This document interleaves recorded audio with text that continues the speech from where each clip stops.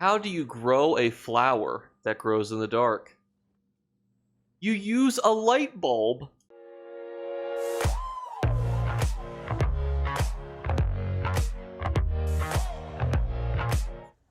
What's going on, YouTube? It's the weekend. We're going to do a blind react here into the luxury furnishing vendor inside of Cold Harbor, inside of the Hollow City, and we have got more plants. Now, what's nice about these plants is they don't cost a lot of money.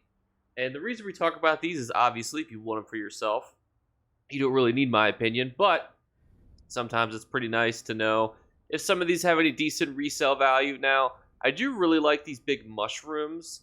However, for 20,000 gold, that's a pretty significant amount of money, but they are animated, so that is a pretty good item, especially if you're on PC, because inflation on PC makes this different.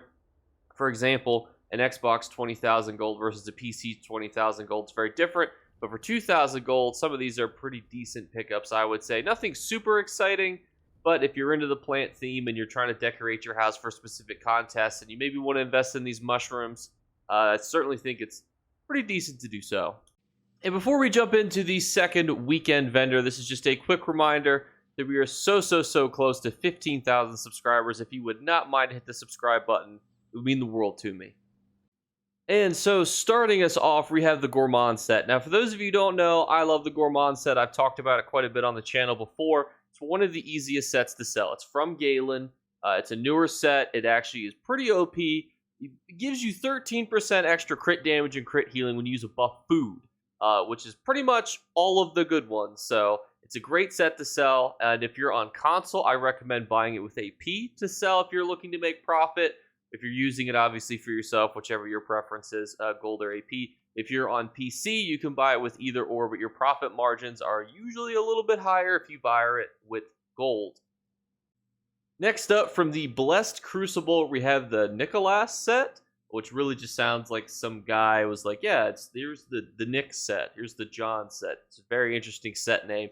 But when you block, you gain a stack of Nicholas's Resolve for 5 seconds, up to once every half second. After 8 stacks, you consume the Resolve and deflect the next direct attack that would have damaged you and avoid it completely. This set is very niche. I was even trying to think of some interesting, unique ways that you could use this.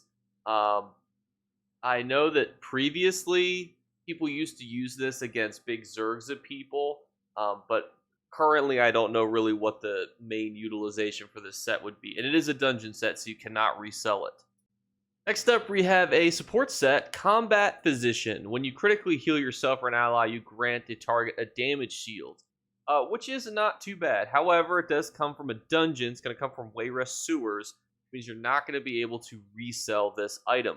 So you're going to have to get it and utilize it yourself. And honestly, if you're going to farm a dungeon, there's just way better sets that you could do. I mean, obviously, people have utilized this for PvP healers and whatnot, but there's just so many better sets now these days that can create damage shields for your teammates or give them buffs that really is the equivalent of a damage shield that I generally don't recommend trying to finagle a combat physician in, just because it's from a dungeon. There's just better dungeon sets you can farm. If you're going to take the initiative to farm a dungeon, you could get a better set.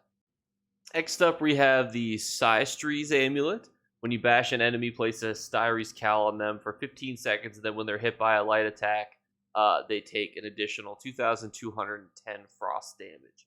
This is certainly a very unique set that I'm sure you could finagle into some sort of your PvP tank or some sort of weird build setup. But what the problem is, if you're looking to utilize this as a sellable item, because this is from High Isle, so this is sellable, the developers gave away a lot of the High Isle sets completely to all players. At some point, they gave us little boxes that said, hey, you open this, and boom, you now get the whole set, all the Overland sets. So a lot of people already have this set complete, unfortunately. So to me, it's just not something that I would really recommend selling. And if you're utilizing it for yourself, well, then you're probably going to have to really get a little creative on what you want to do with it. A set that you don't have to get creative with, from the Depths of Malatar Symphony of Blades, one of, if not the best support monster set in the entirety of the game, The only thing that is going to basically, just as a reminder, obviously, you get the head from the dungeon. You get the shoulder from the vendors inside of your capital city with your Undaunted keys, which means that if you guys just farm Depths of Malatar, you would get these helmets. Now, this is just a reminder because I always suggest heads sometimes. Not everybody has ESO's expansions. So for those people who don't want to have to buy like the Depths of Malatar, a dungeon pack, or so on and so forth, this is a great one to get. And then you can use your Undaunted keys to roll for the shoulders. One of the best sets, if not the best support set in the entirety of the game. And from one of the hardest dungeons in the game, we have Thurbokins. Now, if you're like me and you hate the dungeon Fang Lair, you might think to yourself, well, this is a great pickup because I don't have to farm the dungeon, which is very annoying. Unfortunately, the set itself is just not very good. It used to have a pretty decent heyday. You can see when you take damage, you summon a pool. Basically, there's going to be a lot of disease around you. Everyone that's in that pool is going to have their reduction of damage done, and they're going to have a health recovery debuff. Now, why this is not super helpful is because generally when people are fighting you, they're not just sitting in the pools of acid that you're releasing.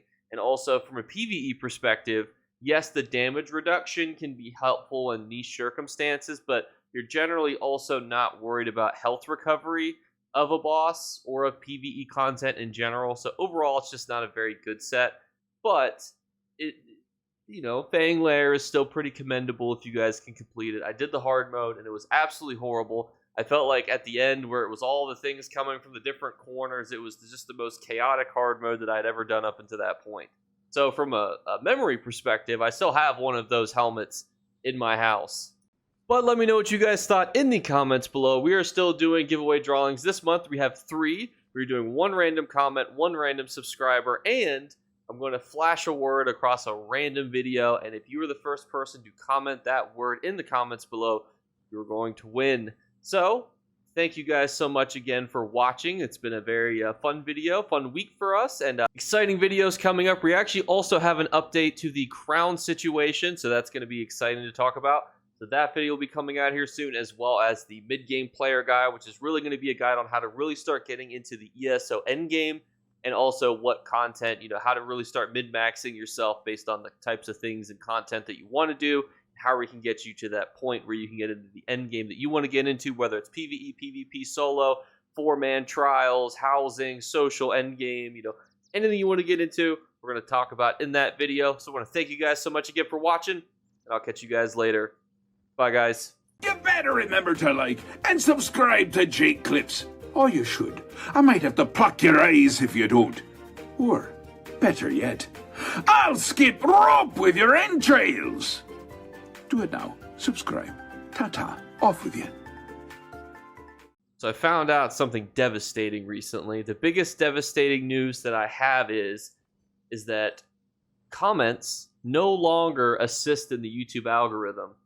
People could list 1,000 comments on these videos. I always thought that commenting was like the key to like the YouTube algorithm. Apparently it doesn't fucking matter at all. So yeah, I found that out. But then it's like people, there's a lot of people who are like, oh, to enter the giveaway you have to like, comment, and subscribe. But you can only see subscriptions and comments. There's no way to tell how people liked a video. So I just assume that they're just bluffing. They're pulling it from one of the other, like not the like metrics. So I thought that was interesting, and I don't know, I'm just rambling to you guys because I'm like, what the heck? I need people to like the video, but you can't offer them anything to like the video, and how do you know if they did or didn't? So, just my ramblings of what I learned from YouTube today, so thanks for my rant, and I'll see yous.